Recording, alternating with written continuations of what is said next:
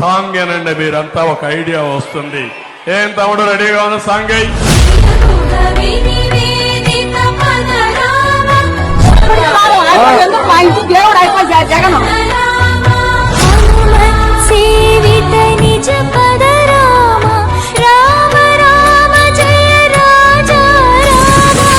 ప్రతి కార్యకర్త కష్టాన్ని చూస్తా ఉన్నా కాబట్టి చెప్తా ఉన్నా,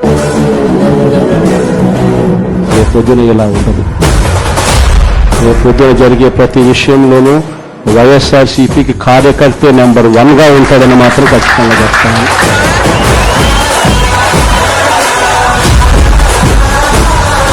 పేరైతే మీరు రాసుకోండి, దాని తర్వాత మాత్రం అన్యాయం చేసిన వాళ్ళకి సినిమా మాత్రం మనం చూపిస్తాము.